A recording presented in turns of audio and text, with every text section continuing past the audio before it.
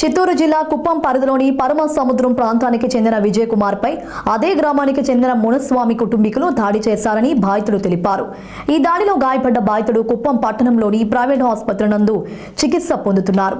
హంద్రినివా కాలువకు పక్కనే తమకు వ్యవసాయ భూమి ఉందన్నారు. సదరు భూమికి ఆనుకొని మునస్వామి కుటుంబ సభ్యులు తమ సొంత భూమిలో అక్రమ ఇసుక దందా నడుపుతున్నట్లు తెలిపారు. ఇందుకోసం చెరువులోనే మట్టిని తీసుకోవడమే కాకుండా అక్రమ విద్యుత్ సైతం వినియోగిస్తున్నట్లు తెలిపారు. మునస్వామి అతని కుమారులు రామరాజు, బాలకృష్ణలు ప్రశ్నించిన వారిపై దాడులకు తెగబడ్డట్టు తెలిపారు. ఈ దాడుల్లో విజయ్ కుమార్ కుడి చేయి ఎముక తీవ్రంగా దెబ్బతినిందని, అయినా శాంతించిన అక్రమార్కులు తన అక్రమ వ్యాపారాలకు ప్రాణాలు తీస్తామని బెదిరించినట్లు బాధితులు తెలిపారు. ఈ విషయమై కుప్పం పోలీసులకు ఆశ్రయించామని, పోలీసులు వారి తగు విచారణ జరిపి తమకు న్యాయం చేయాలని బాధితులు కోరారు. బాలకృష్ణ సార్ వాళ్ళు పిన్నయ్య పెట్టారు వాళ్ళ అన్నదమ్ములు